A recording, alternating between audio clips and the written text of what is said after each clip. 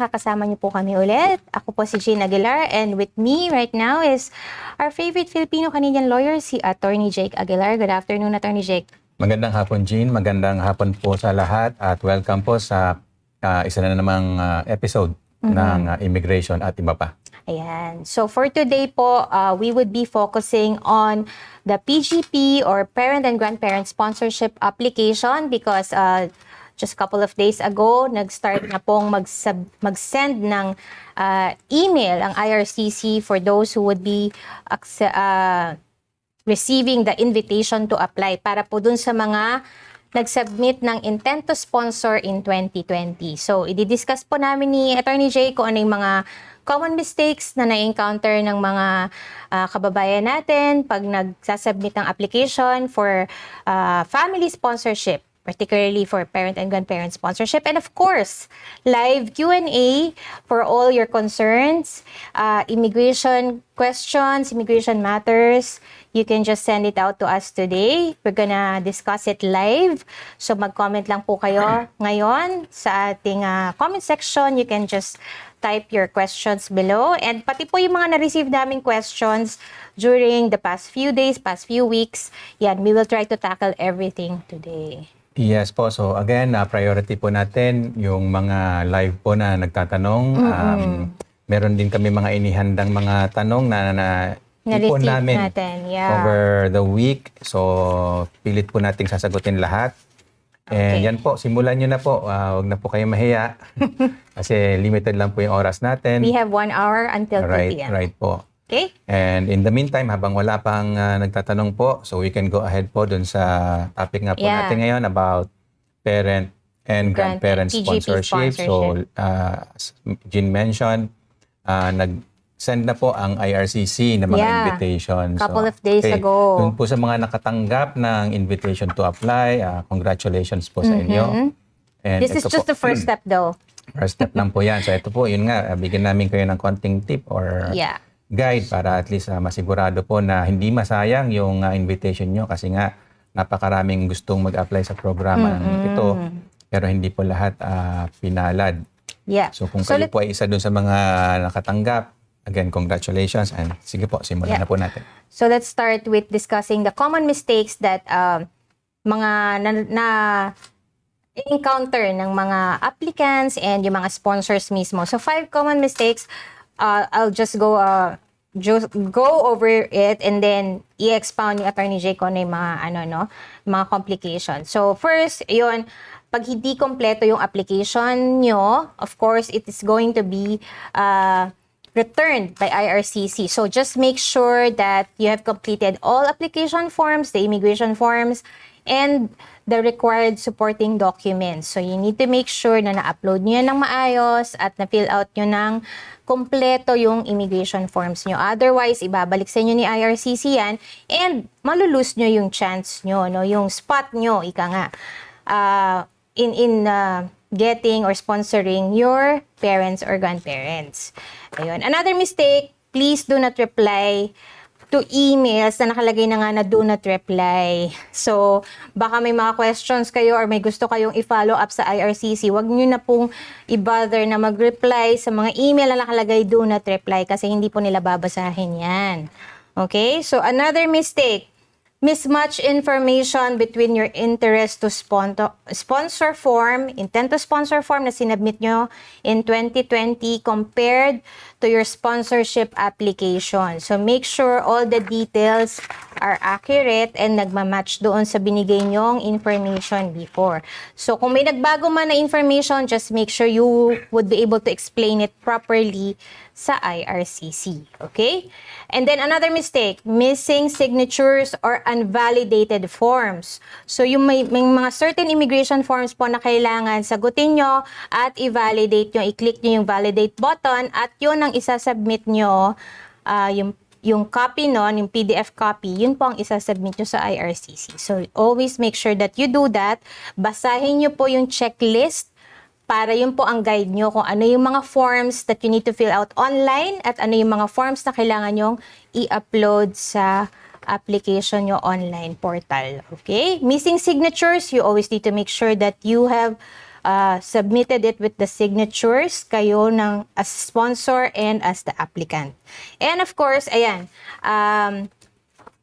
omitting unemployment history and pati na rin, yan. So, kailangan yung history nyo, kailangan ilagay nyo doon kahit wala kayong trabaho before or you have been out of work for a long time, kailangan nyo pa rin yung ilagay sa inyong history, personal information history. And, of course, tatalakayin namin ni Attorney Jake, ano ba yung mga common mistakes pag nagko-compute ng income. Ayan, dyan parati nagkakaroon ng issue ang sponsor. Ayan, would you like to expound on that, Attorney Jake?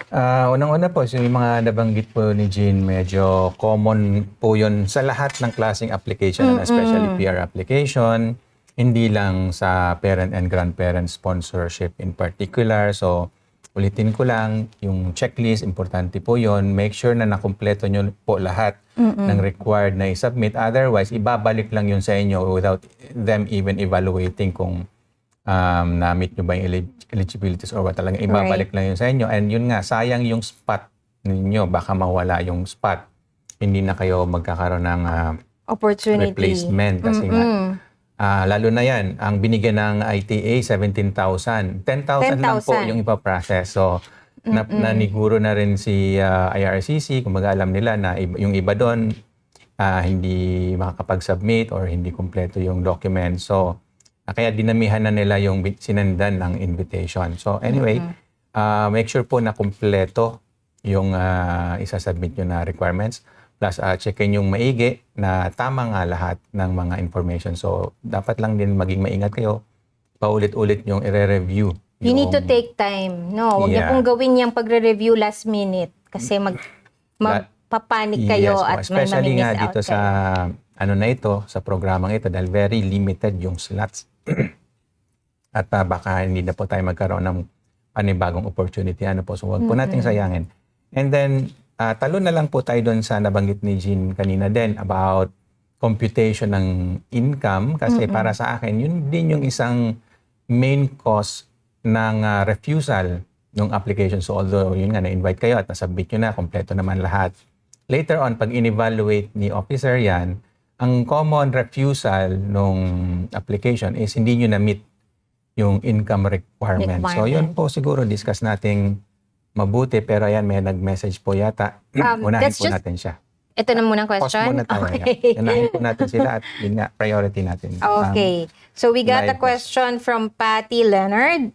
Ayan. Hi Patty, good afternoon. Ask ko lang po kung anong effect ng pag-uwi ko sa Pinas dahil po wedding ng anak ko this November. I'm married sa Canadian last May and my status is still tourist. Nag-a-apply po ako ngayon ng working permit. One more question po, okay lang po ba bumalik agad kahit na tourist pa rin ang status ko even though I'm married to a Canadian? Okay. Married to a Canadian pero tourist pa lang sa ngayon. May pero nag-a-apply siya. Application na po ba? Parang wala dun sa walang sinabi, nag-apply na or mag-a-apply pa lang. But anyway, he has applied for a work permit. Right. Okay. Nag-a-apply po ako yung ngayon. Yung po ba yung open work permit para sa spousal? Okay, medyo may konting tanong tayo. No?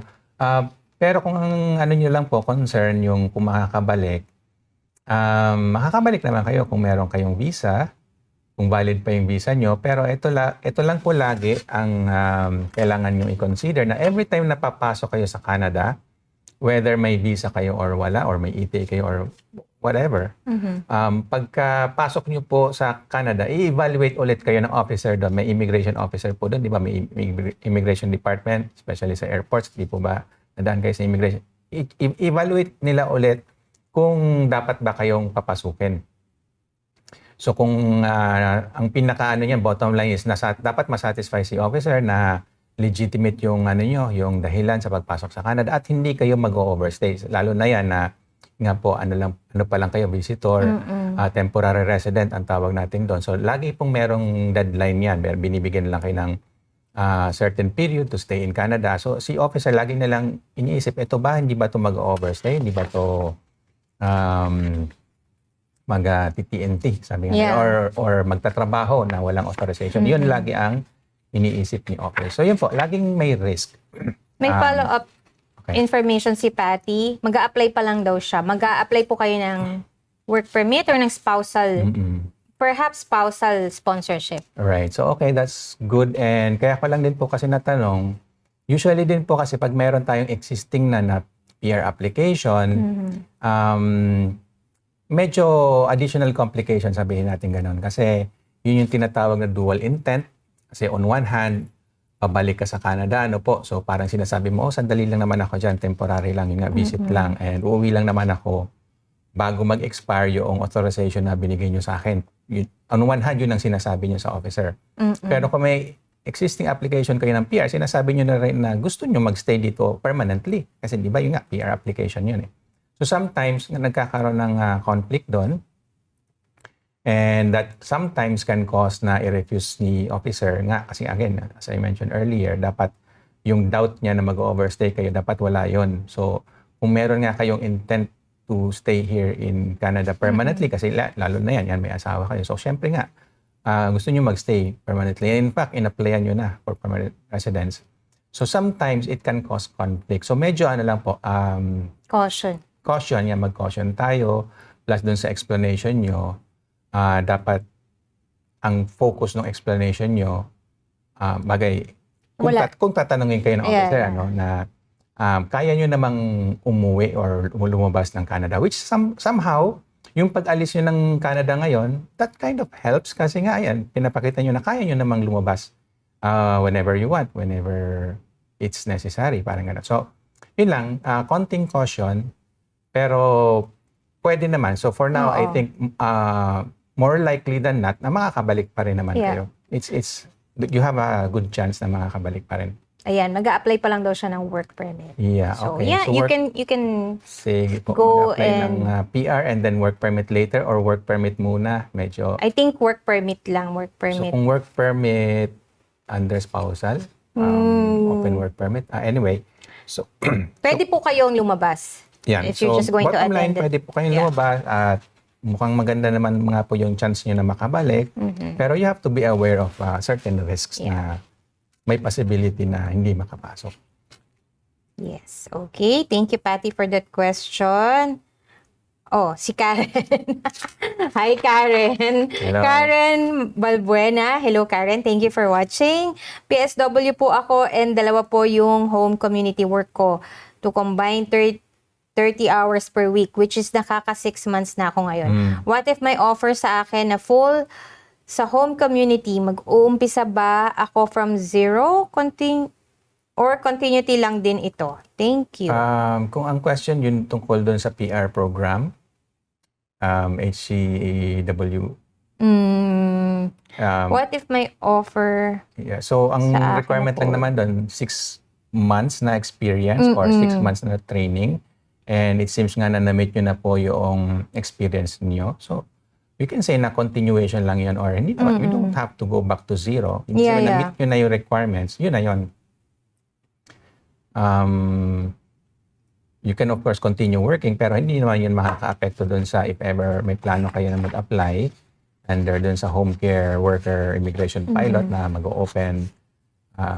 We expect to open again sa March next year, 2026. Yeah, but yes, for PR. But if you already have if you already applied at isasubmit niya lang yung experience. Yeah, that should be okay. That should be okay. Okay. Ayan. Thank you for your question, Karen. Thank you for watching. Alright po. Sana po nasagot natin yung mga tanong. Salamat daw, sabi ni Patty. Thank you, Salamat Patty. din po sa pagtanong.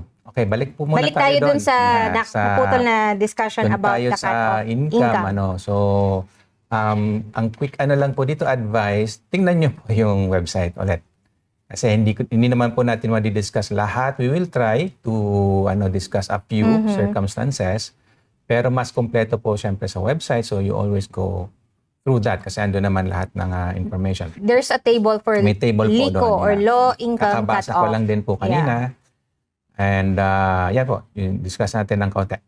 So, kailangan yung ma-meet yung requirements for 3 years 3 consecutive years. Yeah. 3 consecutive years from the past, beginning from itong year na ito, 2025. So that means 2024, 2023, and 2022. So dapat ma-meet nyo lahat yung taon na yon. Income requirements. Income requirements. Hindi pwedeng isa lang or dalawa lang yung na-meet. Pag meron kayong kahit isang taon doon na hindi nyo na-meet, ano na po yon, ground for refusal na agad. And ang kailangan yung bilangin muna, ilan ba yung nasa household nyo? Ilan ba yung dami ng tao? Kasi depende doon yung kung ano din yung income requirement. So may table po yon, 1, 2, 3 hanggang 7, and then more than that, may more, additional. actually, Yeah, may additional. So check nyo lang kung saan kayo doon nabibilang, and then tingnan nyo yung income requirement, and then dapat na-meet nyo yun. So tingnan nyo yung notice of assessment nyo, yun yung main natin, way to check yung income. Dapat at least equal or mas mataas pa sana doon sa requirement.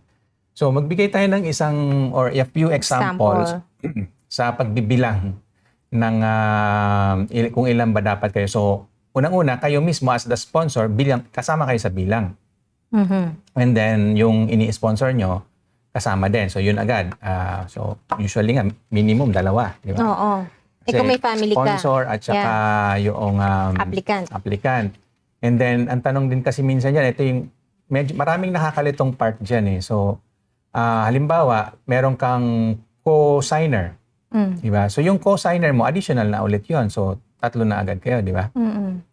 And then, kung yung yung ini-sponsor mo, meron din siyang spouse or dependents, kasama din yun sa bilang. So as you can see, mabilis dumami yung number. Plus kung yung dependent nyo, meron ding dependents, kasama din yun. Sa count. Kasama din yun sa count. And then, regardless po kung pupunta sila dito o hindi. So, ibig sabihin, halimbawa, may ini-sponsor ka, yung halimbawa, isang parent mo, ini-sponsor mo. Minor dependent lang naman. And merong, minor. Common law spouse, sabihin natin ganon. Halimbawa, naghiwalay na sila nung isa mong parent, and then may panibago. So kasama yon yung dependent, yung spouse na yon. Tsaka kung may dependent yung spouse na yon, kasama din yon. Okay? Regardless kung sasama ba yung dependent na yon, kumbaga yung asawa ng parent mo, kahit hindi sila sasama dito, kasama sila sa bilang para doon sa pag-compute ng income mo. So, yun yung mga kailangan i-consider. And the other thing, yung sa dependents, minors yung consider. Dependent. Kasi pag adult, hindi na siya dependent. So, we say dependent, usually minor yun. Okay. And then, yung sa ano din,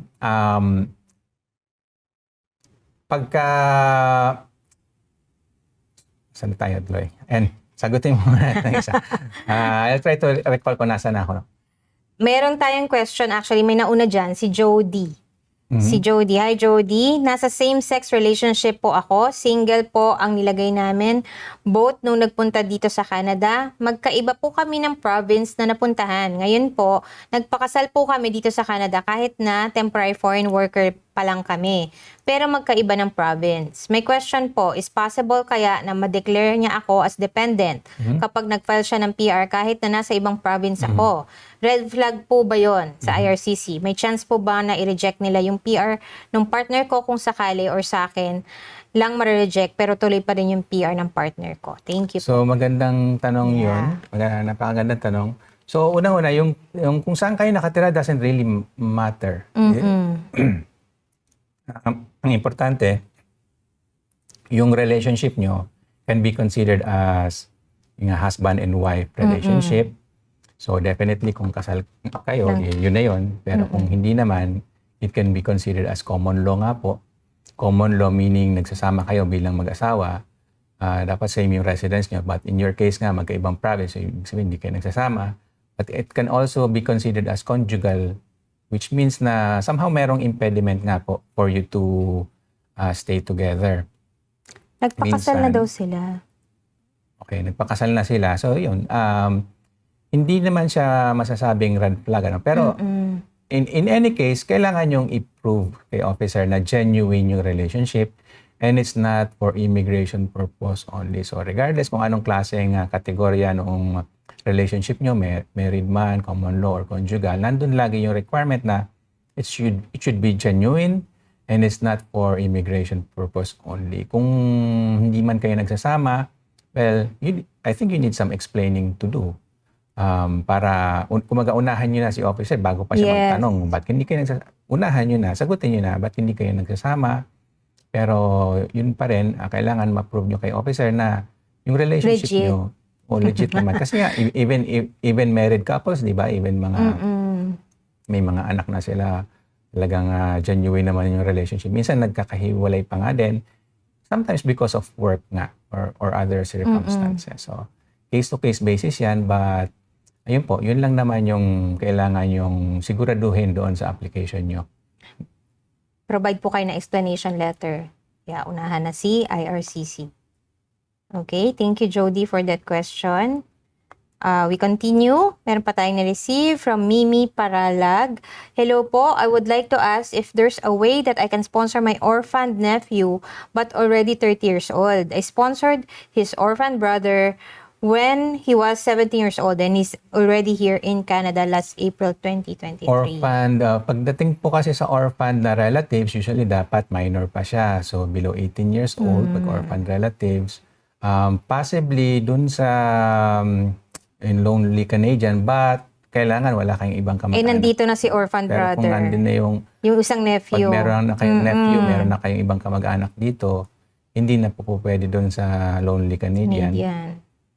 Ayun. And at this time, mukhang hindi nyo siya ma-sponsor kasi Andito na yung brother. Tsaka overage na yung orphan relative ninyo. Okay, thank you Mimi for that question. Okay, isa pa. Si Shamir Evangelista. Good day po. I applied for spousal open work permit po last January 2025. Until now po, wala pa rin result. Na-expire na po ang close work permit ng asawa ko pero nakapag-renew po siya and waiting pa rin po sa result.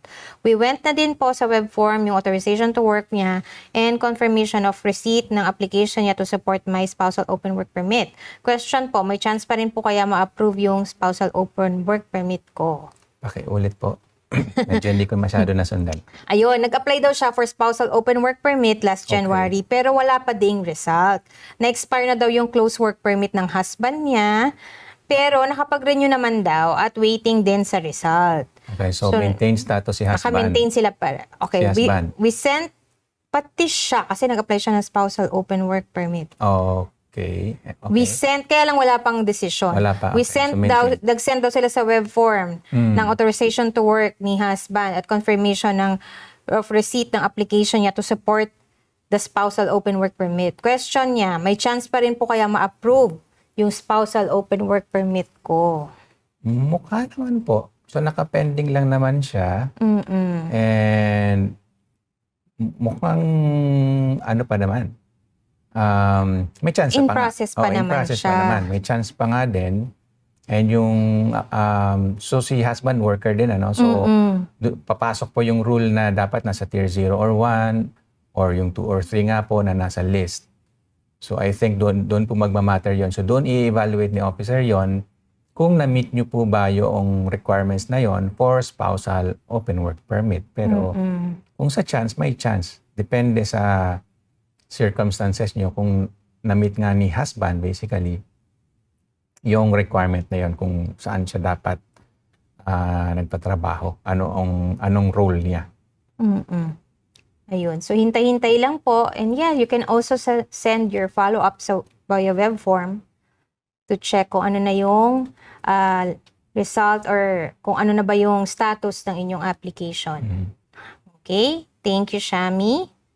From Maam Tanwakyo. Hello po, magandang araw po sa inyo. Tanong po is tungkol sa conjugal partnership. Okay pa.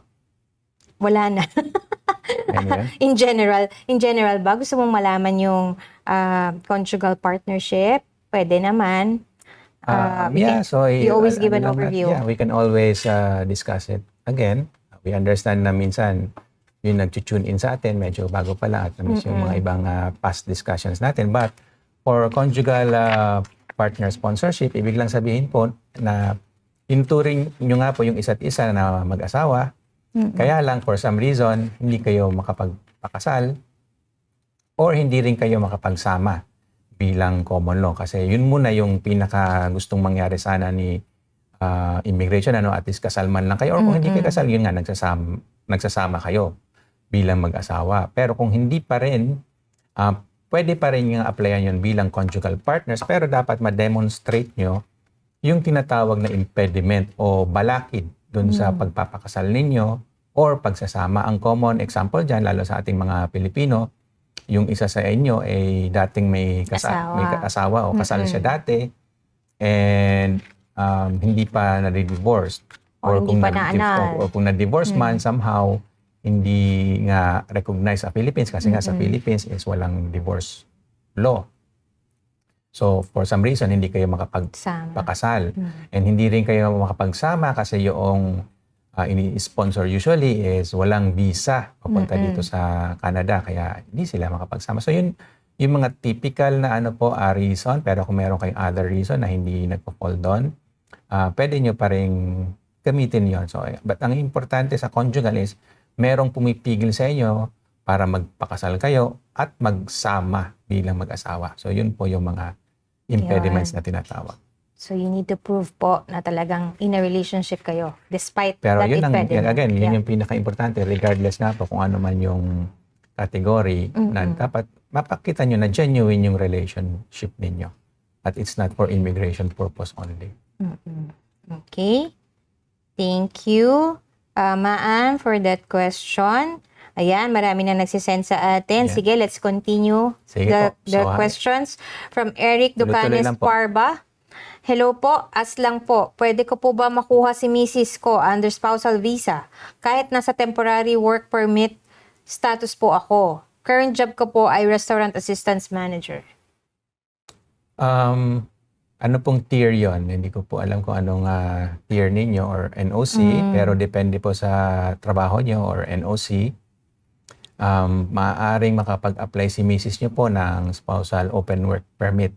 Pero usually nga po, either dapat tier 0 or 1 yung trabaho ninyo, at or tier 2 or 3, pero merong specific list lang po ng mga NOCs na po pwede doon. Yun. So, meron pong mga certain rules dyan, Mr. Eric? So, you need to check. Yeah, we need further information. Kung, basically, kung nasa ang NOC kayo. Eligible kayo. At saka kung mahaba-haba pa ba yung yung status nyo as a worker. So, I think 16 months ba yon? If I'm not mistaken, dapat kailangan mahaba meron pa pang at least yung deadline noong status nyo. Ayun. May follow-up information si Ma'am yung about the conjugal. Details po include na I am a partner with a Canadian po and several visa refusals na po kami to Canada. Okay. Pero sana po may history na we are trying to travel to see each other. Separated po kami both for a decade now with the previous relationships. Ayun. Okay, maganda po yan. So it seems nasa outside of Canada po siya. So salamat sa mga nagtatanong po from outside Canada. Actually, we are interested to hear more from you, from those outside of Canada. Kasi so far, ang mga nagtatanong sa atin is nandito na sa Canada. Of course, welcome pa rin naman yun. But we're also interested in hearing from those that are currently outside of Canada. So yan, we think nasa outside of Canada siya. Pero yan nga po yung nabanggit nyo, yung several refusals, yun nga po yung mako-consider nating impediment. So kahit gustuhin nyo magsama sana, yun nga, kung makakapunta ka sana dito at dito na kayo magsasama, okay sana yun, pwede kayo nga maging common law. Pero si Canada nga mismo, hindi kayo aprubahan, hindi kayo mabigay ng visa. So yun, particularly, yun nga po yung impediment na na-mention natin. And dun sa pagpapakasal naman po, so baka hindi nga rin kayo pwede pang magpakasal. Either sa inyo po ba may previous marriage na hindi pa nadi-dissolve, kumbaga hindi pa nadi-divorce or na-annul. So baka nga rin yun ang pumipigil sa pagpapakasal. Kasi otherwise, pwede siyang pumunta sa Pilipinas halimbawa and then doon kayo magpakasal. And then later on, sponsoran ka. Pero kung hindi nga rin kayo pwede magpakasal, yun nga po, another impediment yun. So malamang po, pwede kayo mas-sponsoran as conjugal partner. Partner. Yes po. Okay. Thank you, Maan, for that question.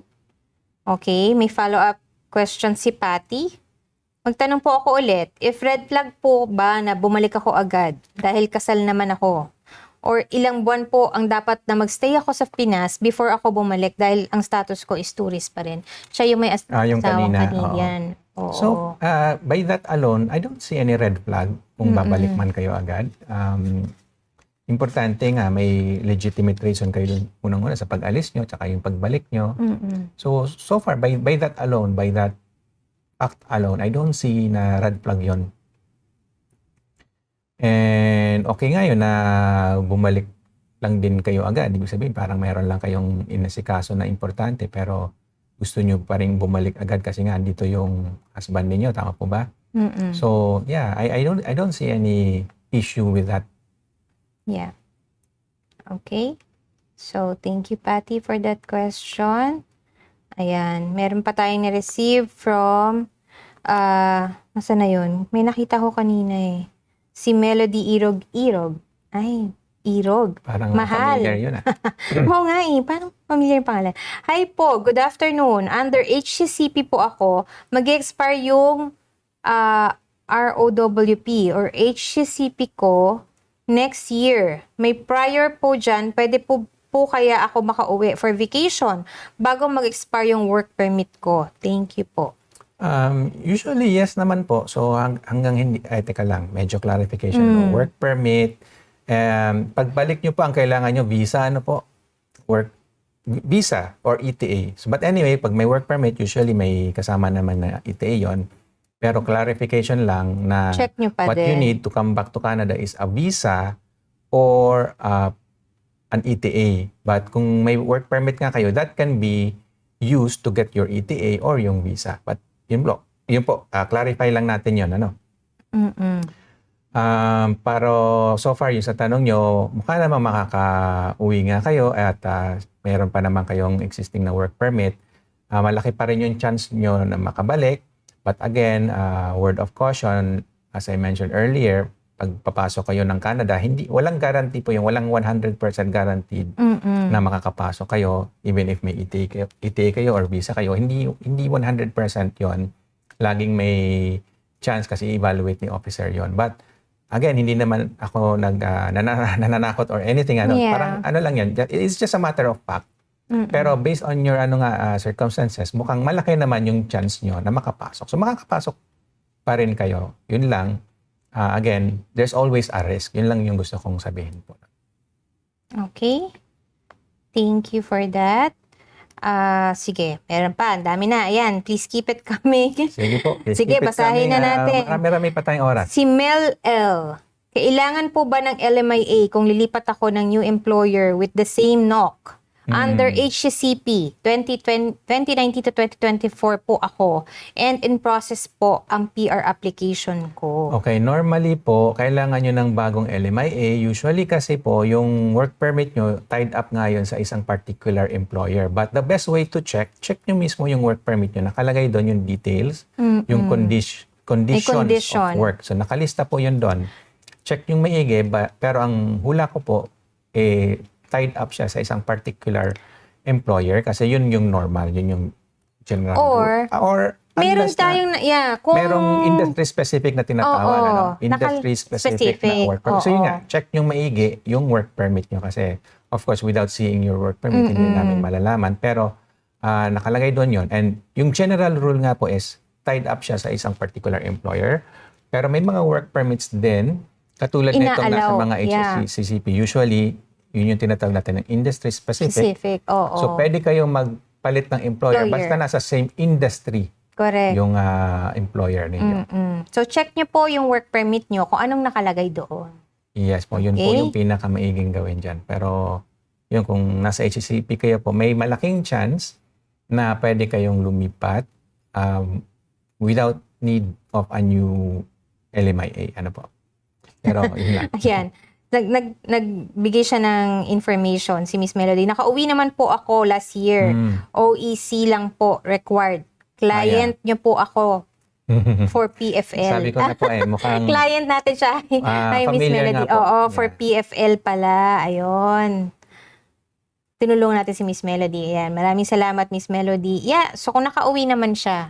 Nakauwi naman pala siya. Sounds good. Okay po. Okay.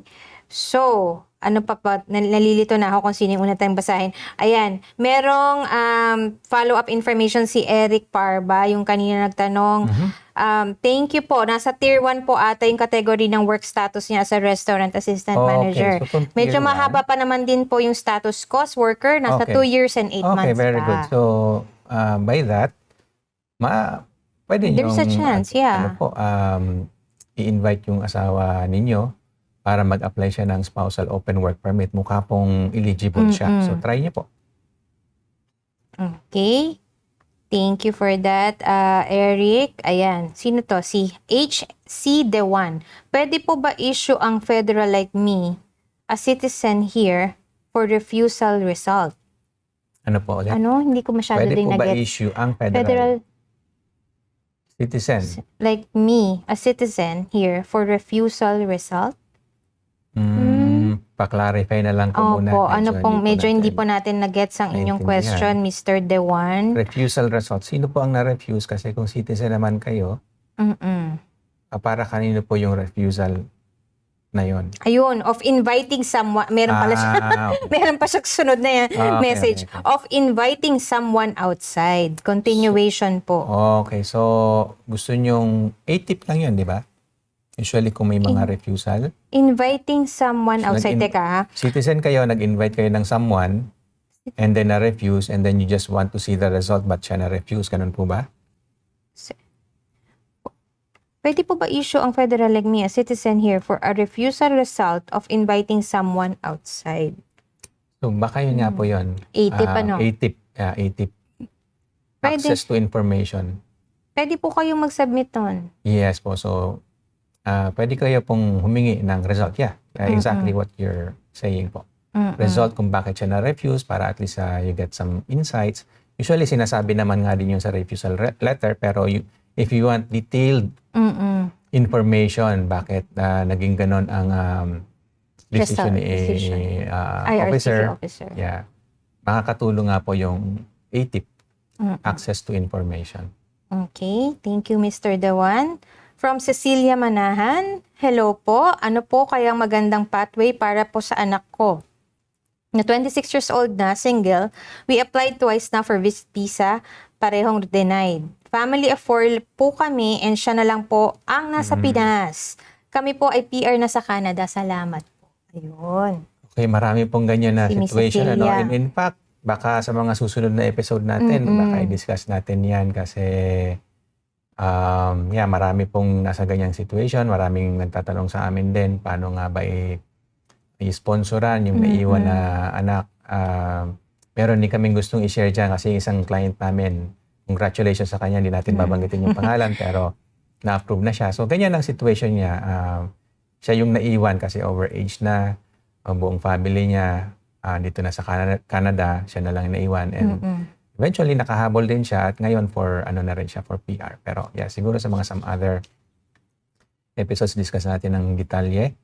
Pero for now kasi kailangan nila mag-apply on their own. Yun lang po talaga. So, kailangan nila maging PR on their own merit, sabi nga natin. Kumbaga yung, doon na siya mostly sa economic class kasi di ba, nababanggit natin, family class, economic class. Pag family class kasi, yun nga, dahil magkamag-anak kayo, pwede mo siyang i-sponsor. Katulad ng parent, grandparent nga, family class yun. Pag-sponsor ng dependents, tsaka yung spouse nga, kasi spouse considered as dependent din. Family class yun. Pero may limit kasi pag adult na nga po, hindi na kino-consider na dependent yun kasi nga adult na dapat independent na sila. So, kailangan nila mag-apply on their own. And ang usual pathway din po kasi talaga, student. Sa tingin ko, hanggang ngayon, student pa rin yung sabi nating maganda. I mean, for most people. So, especially, case-to-case din yan. he's not that old, no? Yung panganay nyo na 26, pwede pa. And although alam natin ngayon na maraming nag-struggle din nga po na mga international students sa ngayon, anyway, yung pa rin ang pinakamaganda na pathway, and siguro hopefully in a few more months or years gumanda ulit yung sitwasyon. Yung sitwasyon kasi hindi naman dahil sa mga international students themselves eh. It's more on yung global situation tsaka yung situation ngayon sa Canada na medyo merong sabi natin crisis. After kasi ng COVID, meron na namang tariff war, trade war na nagbibigay ng uncertainty sa economic future ng Canada. So yun po ang pinaka reason. And another tip, Miss Cecil, so if ever you would consider study permit for oldest child, gawin nyo na rin opportunity to na maghanap siya ng course or ng na in-demand worker stream. So that goes for anyone then. So sa mga lahat ng nagbabalak na mag-migrate dito sa Canada at gusto mag-start as a student or even as a worker, syempre titingnan natin lagi ano ba yung situation ng Canada. Ano ba ang kailangan ng Canada? So you need to do a little bit of research din. Saan nyo ba ipapwesto yung sarili ninyo? Yung education nyo ba outside of Canada, like sa Philippines? Magagamit nyo ba yun dito? If not, then maybe you need to upgrade. Yung experience nyo, magagamit nyo ba yun dito? So, you need to have some evaluation nga po for yourself. And position yourself para dun sa kung ano man yung kailangan ng Canada. If you have to change your career dito sa Canada, very common yun. And it's the best time nga siguro na mag-change kayo ng career if you have to start all over again. Anyway, sa isang bagong bansa tulad ng Canada, you might as well decide to change your career. Yeah. So marami po yan na nangyari dito. Kumbaga, very common sa Canada yung ganun, change of career. So yun po, consider nyo lang. Yan. So, recently nga po yan, in demand. Mga teachers, healthcare, andyan pa din. So, you can study yung mga basic nga kung tutuusin kasi nga, Canada is growing in terms of population din. Tsaka, syempre yung, as a country, gusto ng Canada na lumago din. So, kaya nga naghihikayat ang Canada ng mga foreigners na magtrabaho dito at maging permanent resident eventually. So, ano ba ang kailangan ng isang bansa, siyempre yung sa agriculture, kaya may mga programs para dyan, healthcare, kasi din yung populasyon ng Canada medyo tumatanda na, at saka education din, kasi nga din marami ding mga kabataan dito sa Canada nadala ng mga foreign nationals, so kailangan ng mga teachers, for example. So yun po, yun yung mga kailangan ng Canada. Ayan, okay. Thank you po, Ms. Cecil, for that question. May follow-up information si Mimi Paralag. Follow-up question po. If I cannot sponsor my orphan 30-year-old nephew, can his brother, whom I sponsored, apply to sponsor him under humanitarian consideration given that they need to be together as brothers? Thank you po for your answer a while ago. Sige, discuss natin ng konti yung sa humanitarian. Lagi namang may ganon, especially for PR applications. Laging merong humanitarian considerations, pero ang kailangan nyo lang din malaman, hindi laging, yung chance niyan mababa lang din. Plus, marami din kayong kakompetensya kasi halos lahat po ng hindi nga makakuha ng permanent residence is parang yun ang bagsakan nila, yun ang huling pag-asa. Parang gano'n yung humanitarian consideration. So, kung ang tanong, pwede ba? Pwede. Pero yung chance nun, mataas ba? Hindi masyado. Medyo mababa lang. So, yun po. And marami kasi ding ganung situation na dapat magkasama sila. Hindi kayo nag-iisa sa ganyang klaseng sitwasyon. So, but anyway, you can always try. Yun nga. At lalo na kung walang-wala na rin talaga kayong iba pang pathway. As we mentioned din kanina, pwede naman kasi din mag-aral dito, di ba? 30 years old, pwede yan. Marami nga dito nag-aaral, 40 years old, 50 years old. Pwede rin mag-apply as PR, express entry. Age doesn't really matter pagdating sa Canada. So they can always start again, aral ulit sila, change ng career. Maraming pwedeng gawin So huwag tayo din masyadong umasa sa humanitarian. Pero pwede yon, pero sa huli na yon, pagka talagang walang-wala na, tsaka nyo na lang siya i-consider. Kasi ganyan din po ang magiging reason sa inyo ni IRCC, Correct. If they would see that there are other options for your tingnan din nephew. kasi nila nag-effort. Baka ano bang effort ginawa nyo para maging PR siya? So, we understand na kailangan magkasama sila kasi sila, close sila, magkamag-anak sila, wala na silang ibang mga magulang or wala na silang ibang mga kamag-anak. Naiintindihan ng gobyerno yon, pero gusto makita din ng gobyerno ano pa bang effort ginawa nila para makapunta dito sa Canada. Okay, thank you, Miss Maria. Mimi. Okay, may question from, ito muna si Frank. Frank Galamo. Si BF close work permit. Si GF close work permit din. Pero pa-expire na at di na ni-renew ng employer. Ano po ang best thing to do? Thank you po. Okay, yun ang medyo Ayan, si Frank. medyo masalimot ng konti. Hindi na na-renew. You have a couple of options. And yung isang option doon is yung exit muna. Yung especially sa panahon ngayon, minsan yun ang pinakamagandang option para pakita nyo nga rin sa kay Canada na kaya nyo naman lumabas hindi kayo masyadong ano man tawag doon sa Tagalog, hindi kayo masyadong dependent din sa Canada na kailangan nandito lang kayo, parang gano'n. So, isang option yon na lalabas muna. And then the other option, yun, visitor record. I-change nyo yung work permit status nyo into a visitor record para at least you can stay in Canada. Hindi nga lang kayo makapagtrabaho, but at least nandito lang din kayo.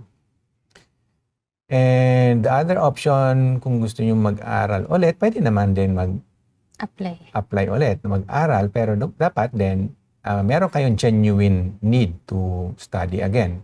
Diba? So, case-to-case basis, i-evaluate din ng officer yon. And, yun, kung ma-satisfy si officer na hindi naman nga kayo mag-officer dito sa Canada, pwede niya pong i-approve yung visitor record application niyo. So, at least makapag-stay muna kayo dito sa Canada in the meantime. But please note na if ever gusto niyo na ulit magkaroon ng work permit at naging eligible na ulit kayo for work permit, you may need to exit Canada kasi under current rules, hindi nyo pwedeng i-convert yung status nyo within Canada. Okay. Thank you for that question, Frank. Okay, from Maria Gracia Esmari. Mag-ask po ako about my peer refusal under protected person. May common law partner sponsorship. Na-refuse ako dahil nagkaroon ng family breakdown relationship. Tapos nagkabalikan uli kami for 7 months separation at may anak kami 9 years old. Kahapon na PR na po sila at ako lang ang na-refuse. At matatapos na yung working visa ko sa November. Ano po yung mga dapat gawin bago mag-end yung visa ko? Kailangan siguro ma-review maigi yung yung file ninyo. Kasi bakit nga ba kayo lang ang na-refuse pero yung family nyo approve naman. Usually kasi yung pag-PR application, package yan, buong pamilya yan. It's either approve kayong lahat or refuse kayong lahat. So, medyo meron akong information na nami-miss dito kasi yun nga, nakapagtataka din para sa akin na bakit yung pamilya nyo na-approve tapos kayo hindi. Kasi nga, dapat pare-pareho kayo ng resulta. So, kailangan po ng more detailed review of your documents. So, kayo ba ay hindi na kinonsider na family member? Yun lang yung naiisip ko na situation dito para mangyari yung ganyang klaseng resulta na sila na-approve kayo hindi. Ibig lang sabihin, hindi na kayo na-consider na family member. So, yun lang po. Yun lang yung assessment ko sa ngayon. Pero yeah, we may need more information po para masagot natin ang tama. Okay. From Missy Garcia, magandang hapon po. Plan po namin na mag-apply ng spousal sponsorship Outland, pero andito po ako sa Canada as tourist. Pwede po ba yun? Tsaka po isasama namin yung anak ko sa sponsorship. Bali, 2 po anak ko sa una kong asawa. Annulled po kami at ni-recognize naman po dito sa Canada. Pwede po ba yung isang anak ko lang na grade 3 ang kukunin po namin. Tapos yung isang anak ko po na 15 years old, maiwan muna kasi gusto niya muna na maiwan at mag-college doon. Okay. Yung asawa ko po pala ngayon ay Canadian citizen na. Okay. Magandang tanong po yan. So, unang-una, pwede naman po yon. So, yung tinatawag na non-accompanying, so yung ayaw nyo munang pumunta dito sa Canada, pwede yon, non-accompanying. Later on, sponsor nyo na lang siya later on. Kung eligible pa rin siya, take note po na kung yung anak nyo maging 22 years old, maaaring hindi na siya pwedeng sponsor. So, anyway, pwede nyo siyang sponsor kung pa rin siya, dependent pa rin. So, meron pong ganun, pwede yon. Kung hindi nyo muna siya gustong dalhin dito, non-accompanying po ang tawag doon. And then yung kayo naman, balak nyo outland pero nandito kayo. So, you have to decide po kung under which category. Kung outland or inland. Outland or inland. So, of course, pag inland nga, dapat nandito kayo, So, ang tanong kasi din is, saan nyo ba gustong maghintay? Dito ba sa loob ng Canada o sa labas? You have your choice. Yeah. Ang kagandahan, pag inland, pwede kayo mabigyan ng open work permit. So, makapagtrabaho kayo while pending yung application. But, PR application. based on the current processing time right now, mas matagal po ang inland sponsorship processing compared sa outland. Yeah. Outland, it takes, nakalagay sa website, it takes 11 to 12 months processing time. While yung inland po, it takes 34 months. So yan yung mga dapat nyo i-consider. Pero yun din, of course, may pros and cons nga po. Pag inland, kahit matagal, at least nakapagtrabaho kayo. Bibigyan kayo ng chance mag-work dito. Pag sa outland naman mas mabilis. Mas mabilis nga, pero PR. hindi muna kayo makapagtrabaho kasi anyway, nasa labas kayo, di ba? So yun po, mag-start yan sa ano ba yung gusto nyo nga? Ano yung prefer dito, nyo? o sa labas. Kasi kahit na nandito kayo, pero kung ang intention nyo is lalabas lang naman din kayo, pwedeng outland yung application nyo. So, but be very careful dun sa option na pipiliin nyo kasi nga merong mga certain effects yan. Okay. Thank you, Missy, for that question. From Anthony Lising. Ayan, ituloy-tuloy na natin bago matapos. Yan po. Kung ang parents na bunot sa PGP draw at nagtourist sa Canada, pwede po bang sa Canada na mag-process ng PR? Thank you. Salamat po. Magandang tanong. So far dun sa guide, wala namang sinabing gano'n na dapat nasa labas o nasa loob or whatever. Walang sinabi. So silent lang si Canada pagdating sa ganyan. So ibig sabihin, pwede. Malamang pwede. Kasi hindi naman binabawal. And marami naman nga ding PR applications na nandito yung applicant. So yung kanina nabanggit natin, inland, spousal. So nandito yung applicant. So maraming situations na yung applicant for PRs nandito na. So in that case po, yun nga, I think pwede yung parents o parent nyo na nandito sa Canada as a visitor while the PR application is being processed. Yes. But keep in mind, Mr. Anthony, no, na kailangan din ma-maintain nila yung status nila dito. So kung naka-visitor visa sila, hindi nila mag-extend ng visitor record or apply ng super visa. Right. Para so yan, makapag-stay sila. ano lang po, general tip or guide na always try to maintain your status po. Huwag nating pabayaan at saka hindi porke po na may application for PR is that gives you status. Iba yon. Correct. Walang automatic status pag nag-apply ng PR. Kailangan nyo pa rin i-maintain whatever your status is, whether worker, student, or visitor. Maintain nyo po yun. Okay. Thank you, Anthony, for that question. From Shain. Good afternoon, attorney. Ask ko lang po kung ang live-in child caregiver sa private employer if qualified sa OINP. Thank you and God bless. Live-in child caregiver sa private employer, qualified ba daw sa OINP? Sa OINP, ang merong caregiver yata doon for 101. 101. Qualified ba daw? Yeah. So it seems, so check nyo po yon kung qualified kayo doon sa NOC na yon for 4101 na nakalista doon sa OINP. Malalaman nyo yan kung yung tasks na ginagawa ng under that NOCA, yun yung ginagawa nyo. Pwede po kayo mag-qualify under OINP. Okay. So it seems yes po ang sagot sa inyo. Ayan, Arvin Delmo, hi po question. Nasaan na po ang question nyo, Arvin? Nawala. Hintayin po natin. Okay. So, sige po, pwede pa po. Meron pa kayong Meron pa time. tayong A little bit of 5 time. May minutes. 5 minutes pa. We can go roughly yung mga nakuha nating question. Marami rin pong naiwan Naghihintay from itong mga last to. week. Yeah. Ayan. So, sige, basahin natin yung may mga dates. Ito, nakita ko. Si Roger. September 2025 po, expiration ng visitor's permit ng anak ko na 5 years old. Nag-file po ako ng extension ng June. Need ko po ba mag-file ng restoration pag wala pa approval pag na-expire yung visitor's permit niya? Gandang Salamat tanong. po. Okay. So, ang sagot, hindi.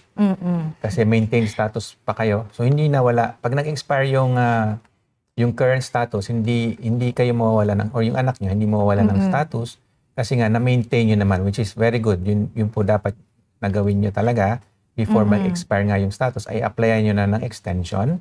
And while nakapending yun, yung application na yun, that gives you maintained status. So, kahit na mag-expire yung current status nga po, meron pa rin kayong status. Kasi nga, yun nga, maintained status ang tawag natin doon. So, yung sagot po dyan, hindi nyo kailangan muna na magpa-restore. Kasi may status pa naman. Hindi pa nawawala yung status. Okay. Thank you, Mr. Roger. Ayan. Meron tayong question. Ito, nakita ko kasi madami siyang question sa mga social media accounts. Si Kim P. Hello, Mr. Kim. Hi, good day po. Nasa Korea po ako now. Annyeonghaseyo. Annyeonghaseyo. Ask ko po sana, what if mag-apply po ako through Job Bank? May possibility po ba na matanggap? And what if ma-hire po ako? Ask ko po sana, paano po yung process? Salamat Yeah, po. salamat sa Ayan. tanong. So, yun nga po, Mag-apply sa galing Job siya sa Bank. Korea. So, salamat sa tanong from outside Canada. Ano po? Yes, marami pong natatanggap din through Job Bank. So, napakagandang website po ng Job Bank. Marami siyang information at saka yung mga mga postings. Yung iba doon, talaga namang naghahanap nga din ng mga tao, employee. So, minsan Tiyempo ka, no? kayo. Minsan, Lucky. suswertehin tayo You get na lucky. pag nakita ni prospect employer yung profile nyo, magustuhan kayo. In fact, meron akong client nun na yan ang Nag-try sinabi niya sa lang akin. siya. Nag-try lang siya. Oo. And yun, nakarating siya sa Canada. Walang agency. Hindi nyo naman, kasi talaga kailangan ng agency. Kung medyo masipag kayo at alam nyo ang gagawin nyo, makakakuha kayo ng trabaho. Pero syempre, pag-iigihan nyo din yung paghanap nyo. Pero yung sagot po, pwede. And then, kung ma-hire daw po siya, ano anong yung process? Work So, si permit. employer niya, definitely work permit.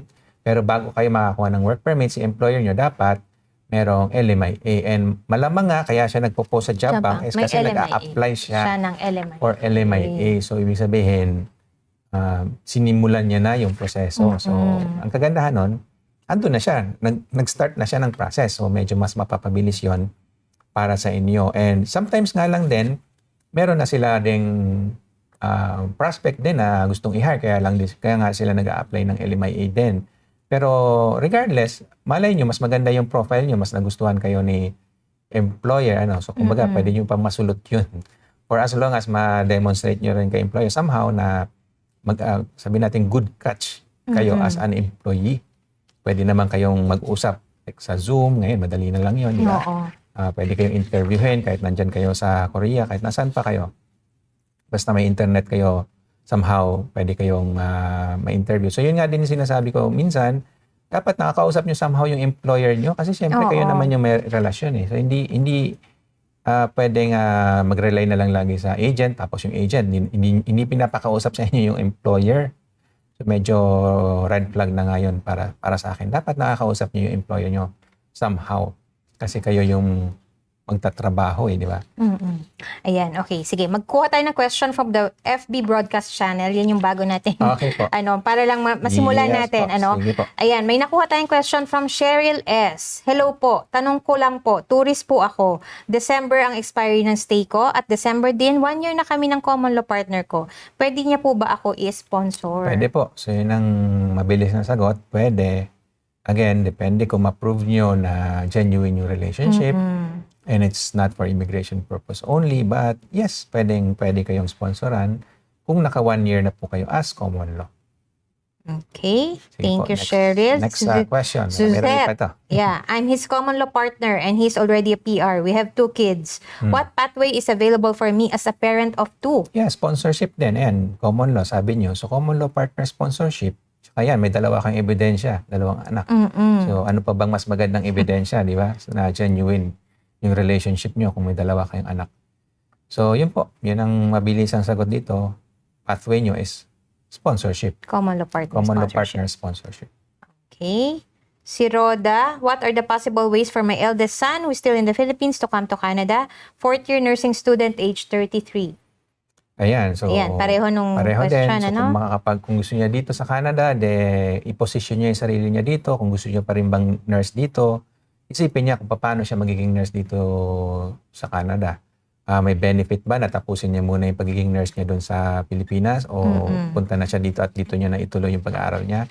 Yun yung mga consideration. Pero eventually, yun nga, kailangan niyang i-prove yung worth niya as a worker dito sa Canada on his own.